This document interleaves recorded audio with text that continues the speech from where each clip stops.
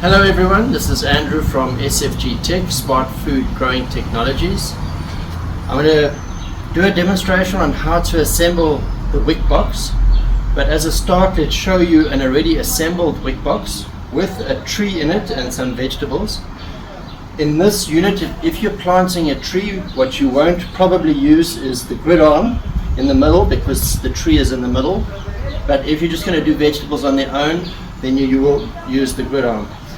So just looking at some of the components over here, there are 8 side panels for the box. There is a middle connector, there are 4 corner connectors, and this side panel has got on the top of it combing. The combing gives stability to the box, especially if you're not going to use the grid arms. The top sits on top of the reservoir. In place, it's held by pins, which you will see now. The reservoir itself has got a water level gauge. The water level gauge has got a float in it, so you can see the water level. And there's an end cap over here, which you can see you can open up and you can decant the water if you need to. You also have the option of caster wheels. 2 of the caster wheels have clips to clip the unit in place so it doesn't move. There are 5 caster wheels in total, so there's 1 in the middle and then 1 in each corner. The other 3 do not have the clips to lock it in place. So let's move across and let me show you how to assemble the box from scratch. Yep. When you buy your box, it will come packaged in a cardboard box like this. I've opened the box up already. What you will see are the components packed inside. I've taken some of the components out, which will be in plastic bags inside this cavity here. So back to the different components, you got your grid arms, you've got your connectors. Remember I said there was the straight connector and there's a corner connector. Now please come a bit closer. I just want to show you there is no up or down for the corner connector. It's the same both ways. But for the middle connector, you will see that the shape differs from one side to the other. The one side has a foot and the other side doesn't. Now the foot is going to be sitting in that cavity shown there. So where you see the thick part, the foot, that will be the base. It'll be at the bottom. Okay, that's important to remember. Here are your rods, your stabilizing rods. I'll show you exactly where they fit in, but they're going to end up going through these holes over here on the box. Remember I said that the caster wheels were optional. The caster wheels come with feet because the feet provide additional support. And if you look at the back of these feet, you will see some have an arrow and one does not. So the ones with an arrow, there will be 4 with an arrow. Those are for the corners, and that arrow is going to face out. So when you're putting this unit into the base of the box, which I'll show you just now, the arrow is facing outwards. We've got a filler pipe. The filler pipe is going to be sitting inside one of the wicking trays. When you've got your growing medium over here, it enables you to place the water directly through the pipe, which will go directly into the reservoir. I mentioned the combing. The combing structure consists of 2 basic components. The one is the corner component and then the other one is the straight component, and it's via a dovetail that they connect together. Again, we'll take a closer look at that in a moment. There is an assembly instruction manual which will take you through this entire process that I'm showing you now, but at the back of this pamphlet there's some important information about the different types of vegetables and the number of seeds per square. Remember, we follow the square foot gardening method of growing, so that back page is actually quite important and we recommend that you keep it. Inside the box you've got your wicking trays. There will be 4 in total. You will see that they've got notches on 2 sides. There's one specific way these will fit into the box, and I'll show that to you in a second. The relevance of these is that it basically stops all of your growing medium from growing into the water which is in the reservoir. Only where the cups are will the growing media touch the water and allow wicking to take place. And then you've got your 8 side panels. You can clearly see the side that will go inside and the side that will go outside. So the way that you do this is that if you do have the caster wheels, you will put those on first. Then you will, once the caster wheels are on, because obviously you have to turn the box over to put the caster wheels on. Once the caster wheels are on, you turn the box over so it's standing on the wheels, and then you place your wicking trays inside. But let me show you first how and where to put the caster wheels in case you do have caster wheels. So I'm very quickly just going to turn the box over. If you come a bit closer, you can see the corners are slightly different to the center. That's why on the feet that I showed you, where you have the arrow, you'll place that inside the unit with the arrow facing outwards. The center part, this one's got an arrow.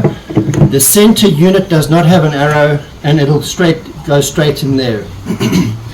You see your water level gauge here. I mentioned earlier that 2 of the wheels have clips and the rest don't. You put the wheels with the clips on the side with the water level gauge. Right, let's pause there. Okay, so we're going to start off by putting the wicking trays in. Remember I said that 2 sides have got a notch. The unit will fit one way, not the other way. You can see, if you come closer, you can see how it's fitting in here and here. If I put it the other way, you will see that it's not fitting, it's got a gap. So there's only one way that it'll fit. Just reorientate it and put it in from top to down. There it's sitting, ready to go. Okay, so let's do that with all the units.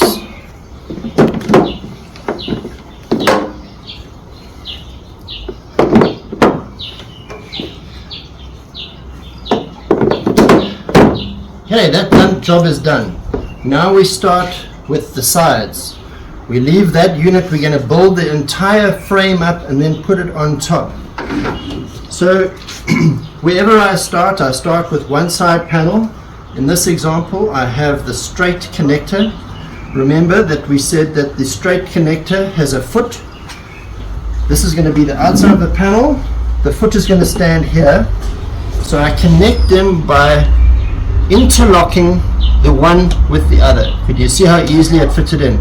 So you mustn't just do it like that because it's not going to fit nicely. Start at an angle and just twist it in. Then you take one of your connector rods.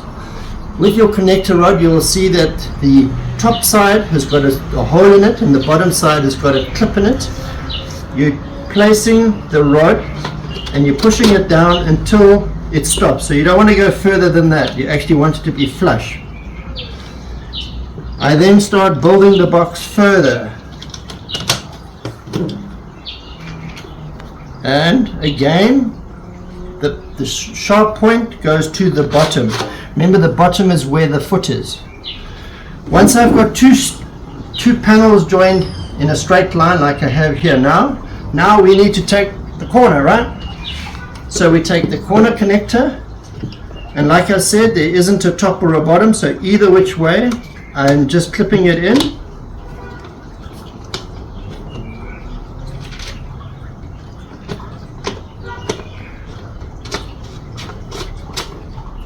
And I carry on building. So I'm going to pause the video now. I'm going to finish building the entire thing, and then we will resume and I'll show you how to put this unit on top and put it into place. So we've constructed the outside of the box. Before we place it on top here, we just do a double check. Make sure you can see the holes of all the pins over here, which means that your connector rods are faced in the right way. If you see something like that, for example, it's the wrong way. Take it and put it in the correct orientation. So now what we do is we simply lift this unit up and we place it onto the reservoir below, and we make sure that the feet sit into the cavities correctly. So if you zoom in over here, you can just check that everything is correct.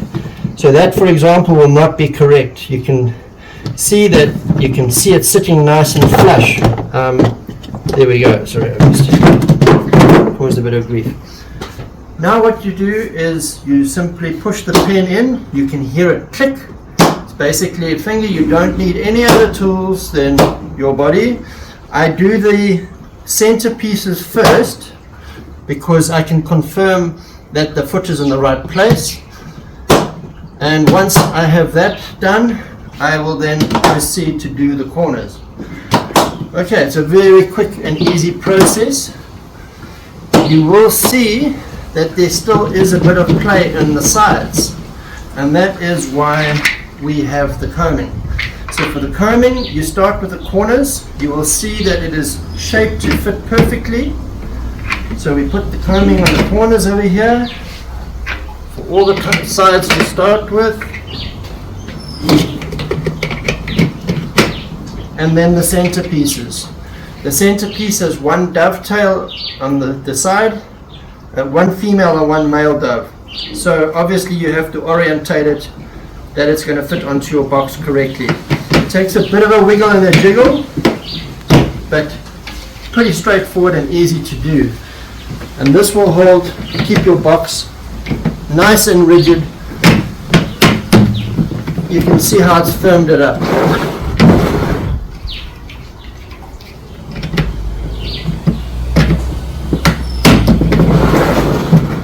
These components are made from polypropylene, which have been UV treated, so they are rigid and they will last for many years, even in the sunshine. So now my box is almost ready to go. I will not place the grid on. The grid goes right on the top over here. You can see the holes that it fits into, until I have actually got my growing medium inside. When I put my growing medium in, I look for my water level gauge, and I will place the filler pipe in one of the holes inside the box so that it's on the same side as the filler pipe. If you just move the camera around this way, I'm going to move the box onto the ground now.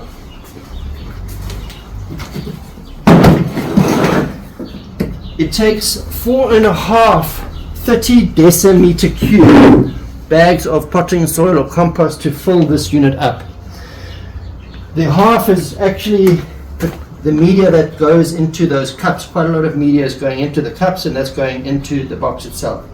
So I will cut these bags open and I will place them in the box. Remember to make sure that your filler pipe is in the corner first, and then you can start filling it up. As you place the medium inside here, just push it firm into the cups to make sure that you've got good connectivity in those cups. Thank you. What we have here is potting soil or potting mix. A potting mix is normally a compost mixed together with other items such as cocoa coir, vermiculite, perlite, things like that. You can use compost on its own. We advocate a potting mix. We're also advocating trying to get a combination of composts. You get different brands. Try and use different brands together because they might have different microcolonies of bacteria, etc. So essentially, to do the job, let's just get this bag sliced open over here. Remember I said your filling pipe needs to be on the same side as your water level gauge.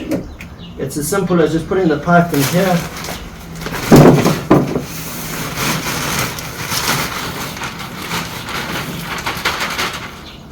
Place your grow media in. Can this angle over here, please? Sorry. Pack the soil in nicely to keep your filler pipe in place, and make sure that you push the growing medium into the cups so that there's good connectivity. Otherwise, the air pockets will break the capillary action. Don't push it too hard, you don't want to compress the growing medium too much, but in the areas where the cups are, do make sure that you are getting a nice tight fit. So now we'll just continue with the other bags.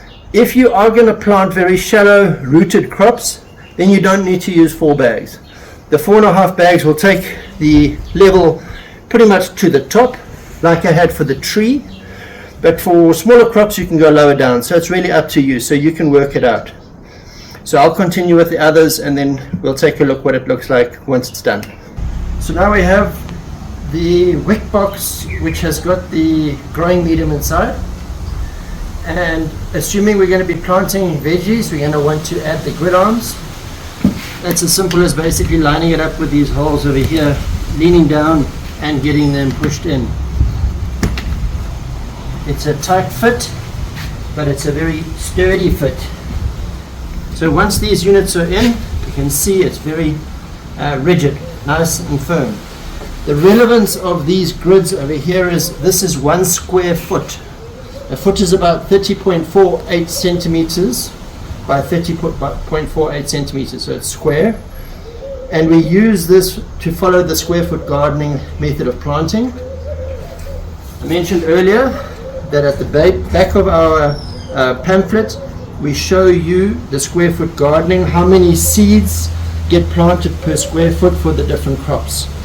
So for example, a tomato plant has 1 plant per square foot. So I'd normally plant the tomato plant here, and then I would plant other plants next to it.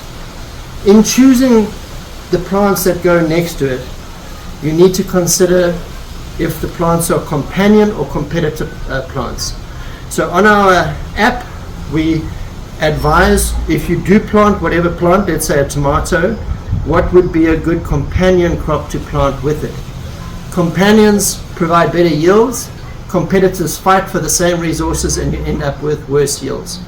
So you want to follow the companion planting. One question might be related to at what stage do you fill your reservoir up with water. I actually like to put water in the reservoir before I put my growing medium in, so that as I put the growing medium in, it's already starting to wick. However, no harm done if you add the water now. All you do is you take your hose pipe, you'll see your hose pipe will fit into this part over here, you fill it up, you'll see your water level going up, and you top water as well to make sure that the entire media is hydrated, it's got water. And then you can start planting. Best time to plant, don't plant in the middle of the day when it's scorching hot. Do it early morning, late afternoon when it's cooler. The plants are not going to get as hammered as much. So on that note, we have our box planted, ready to go. So let's get growing. Right, on a closing note, your cardboard box. Please remember, you can see the recycle sign. This box can be recycled. If you compost, add the box to the compost. Just tear it up into small pieces and add it as compost. But let's reuse where we can and recycle where we can.